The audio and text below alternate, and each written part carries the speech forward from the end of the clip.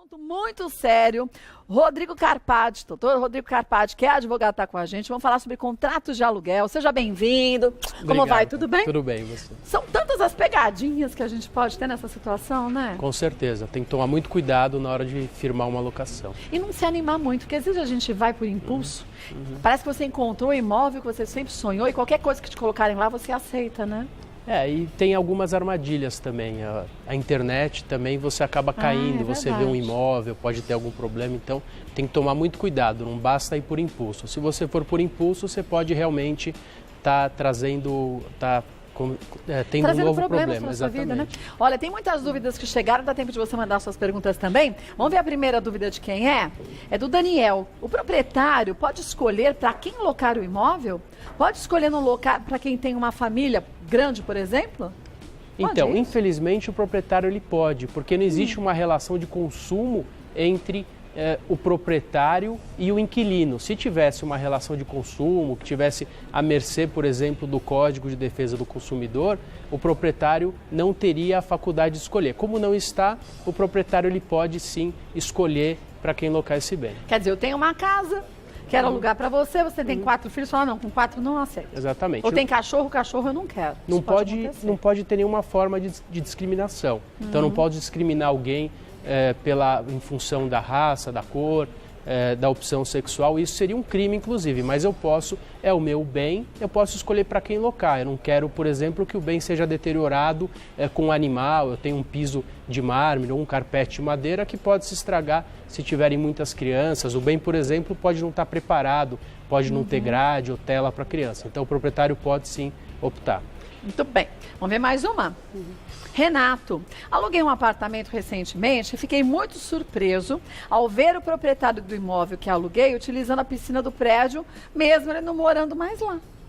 O proprietário que locar o bem pode continuar a usar a área comum? Então, no direito a gente tem o direito de usar, dispor e fruir do bem. Então, ele pode? Não, ele não pode. A partir do momento que ele loca, ele está passando o uso para o inquilino. Ele pode dispor, que é locar, e fruir, que seria vender, mas utilizar ele não pode, ele perde esse direito. Então nada do dono do imóvel ficar na piscina lá do prédio do Renato? Não, mas acontece, a gente tem muitos casos. E aí denuncia para quem? Então, vira uma briga de condomínio. Pois é. E que briga, né? E que briga. Devia ter multa nesses casos, não devia? Mas tem. Mas o síndico precisa autuar, ele precisa verificar, o zelador precisa observar, então muitas vezes a situação ocorre sem que o condomínio consiga fiscalizar. E se o Renato tirar uma foto discreta assim? Então, como a relação dele é com o proprietário... Mas ninguém sabe que é ele. Então, mas para que ele vai denunciar o próprio proprietário dele? É melhor que ele não se envolva, deixe o prédio verificar. Se o prédio verificar essa situação e denunciar, daí é outra situação. Mas situação chata, né, gente? Se existe lei é pra gente seguir. Com certeza. Concordo. Com certeza. Se ele quer usar a piscina, não aluga o imóvel. Aí usa o imóvel e a piscina, né? Não dá para ter o melhor dos dois mundos. Pois é, concordo plenamente. Vamos ver mais uma? Roseli, morava em uma casa alugada e sem nenhum aviso prévio, o dono da casa vendeu o imóvel e só me comunicou que eu teria apenas 30 dias para sair. O proprietário pode vender o imóvel sem me avisar?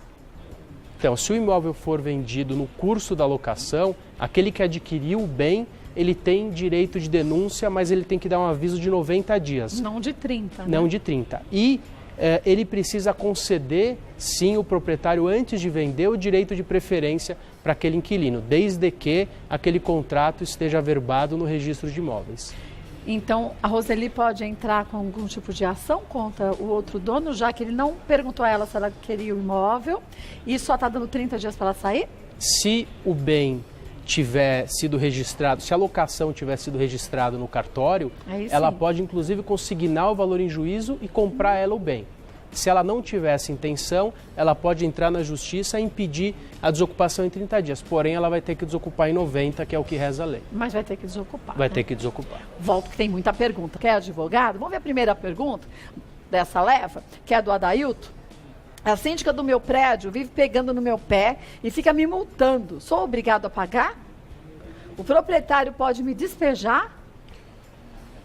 Então, a síndica ela não pode ficar pegando no seu pé. Tem que ver se realmente você não está dando causa para isso. Porque pegar no pé é relativo, né? Se ela estiver dando causa a esses problemas, ela pode inclusive ser despejada, porque existe uma infração contratual. O inquilino ele se obriga a cumprir o regimento interno e a convenção. Então, quer dizer, se eu tenho uma convenção no meu prédio, que eu não posso andar descalço, sem camisa, e eu faço isso constantemente, sou atuado, multado, eu posso ser expulso do prédio. Pode ser expulso do prédio, pode ser eventualmente pelo condomínio, mas o próprio proprietário pode ingressar com uma ação de despejo por uma infração contratual. Então, Adailton, é melhor você seguir as regras, né? Com certeza. Mesmo porque uma sociedade sempre tem regras. E viver em espaços, em condomínios, são espaços onde muita gente se aglomera, você tem que, se você não respeitar as regras, fica inviável essa convivência. Fica um inferno para todo mundo, Com né? certeza. Vamos ver mais uma? Márcia, o IPTU e o condomínio são de responsabilidade do inquilino ou do proprietário? Então, o IPTU e condomínio são sempre de responsabilidade do proprietário. O que ocorre é que o mercado tem uma praxe de transferir essa responsabilidade para o inquilino, porque a lei de locações permite. A lei de locações diz que a responsabilidade pelo IPTU e condomínio são do proprietário, salvo disposição em contrário entre as partes. Então, via de regra, as partes transferem a responsabilidade para o inquilino. Quer dizer, eu tenho que ler o contrato direitinho. Se tiver ali, se você alugar meu imóvel, vai ter que pagar o IPTU e o condomínio e eu não concordar, eu não alugo. Tudo que tiver assinado no contrato é o que está valendo, né? Se o proprietário, por exemplo, esquecer de mencionar que o IPTU e o condomínio é de responsabilidade do inquilino, o proprietário vai ter que pagar. Se ele tiver uma má assessoria, tiver sido mal assessorado, ele ainda vai ter que pagar o condomínio e IPTU na locação. Sinceramente, eu conheço tanta gente que eu já tive também casa alugada, mas sempre o inquilino que paga o IPTU e o condomínio. Tudo bem, na legislação pode ser diferente, mas na prática, a maior parte das vezes é assim que acontece, né? Mas precisa se atentar, porque muitas vezes as pessoas acham que é lei e não a prática. É verdade. Esquecer e a prática é uma colocar... coisa e a lei é outra, né?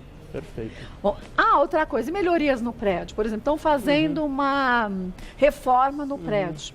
Quem que paga? É o inquilino ou é o proprietário? Então, as reformas, o embelezamento é sempre do proprietário, mas precisa entrar diretamente nas despesas, porque não basta, o mercado costuma falar, o que é ordinário é proprietário, o que é extraordinário é inquilino. Existem despesas ordinárias que são cobradas de forma extraordinária e despesas extraordinárias cobradas de forma ordinária. Então, tem que analisar exatamente qual é a obra. Se for obra, é proprietário. Tá.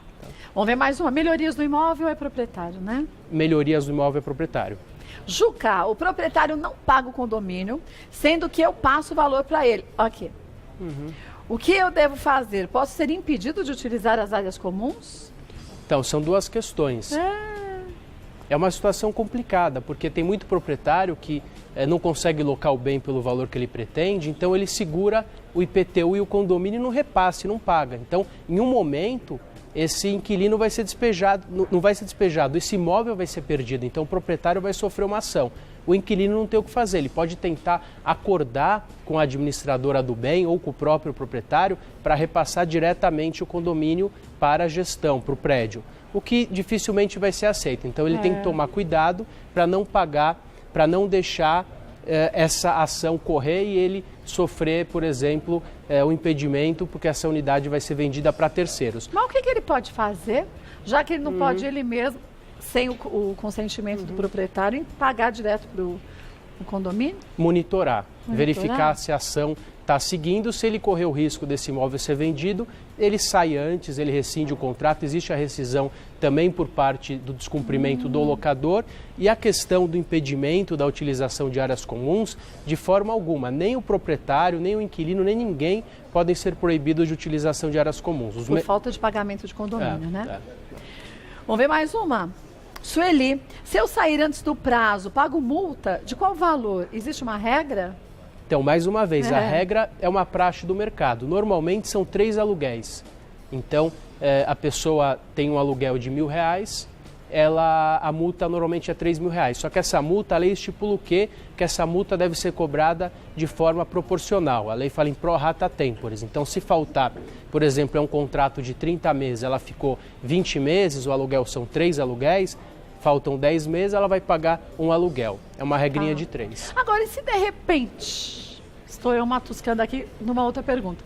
Eu tenho meu imóvel, ofereci para você que alugou, você não quis comprar.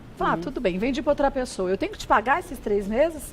Também? Quer dizer, se eu saio, eu pago. Se você me tira, você me paga também? Não, se tirar não te paga, mas vai depender. Muitas vezes aquele que adquire não denuncia o contrato, ele está comprando para manter uma renda. Sim, entendi. Também tem esse caso. Quer dizer, eu vendo, mas o Joãozinho que comprou o meu imóvel, eu aceito que você continue lá e tudo bem, né? Perfeito. O que a lei diz? Se eu comprar, eu posso tirar aquele que está lá no imóvel, concedendo um prazo de 90 dias. Sem pagar nada? Sem pagar nada. Não tem multa nesse caso? Não, infelizmente não. Vamos ver mais uma?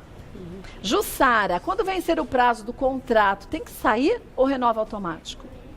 A lei diz que no vencimento do prazo ele se encerra, mas se o proprietário não pedir o imóvel, renova-se por prazo indeterminado. Então, se o proprietário pedir, olha, eu quero o imóvel, você é obrigado a sair. Se ele não pedir, a lei diz que o contrato continua a viger por prazo indeterminado. Então, nesse caso, o inquilino, no momento que o proprietário quiser o bem, ele precisa notificar o inquilino com 30 dias de antecedência para desocupar. A relação fica mais frágil, porque o inquilino o imóvel pode ser solicitado a qualquer período.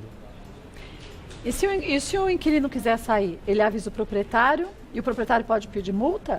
Se o inquilino sair, durante o prazo de vigência do contrato... Mas aí o contrato não tem prazo? Se tiver indeterminado, ele não paga mais multa. Não paga mais multa. Acaba sendo bom também. Vamos ver mais uma. Célio, posso locar um apartamento por prazo menor de 30 meses? Corre algum risco como proprietário?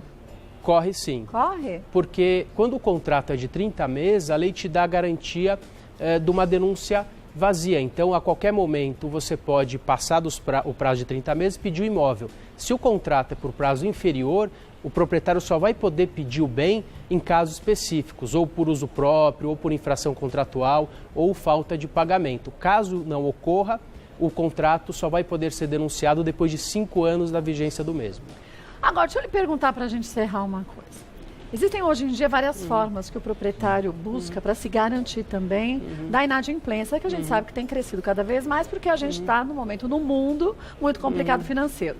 Alguns proprietários preferem um seguro que seja pago pelo inquilino, outros preferem um fiador e outros 3 meses de aluguel. Tem uma praxe em relação a isso? Quer dizer, ele pode exigir, eu só aceito se você fizer um seguro ou não? Ele pode sim, ele pode escolher a forma de garantia que ele pretende, que são essas que você mencionou. Em alguns casos, o proprietário, ele muitas vezes nem requer uma garantia, daí ele tem uma prerrogativa na lei de ter um despejo com liminar. Então, essa tem sido também uma opção. Logicamente que o melhor caminho é realizar uma boa análise prévia do inquilino para não ter que correr risco depois e se garantir através de um seguro-fiança ou através de uma caução.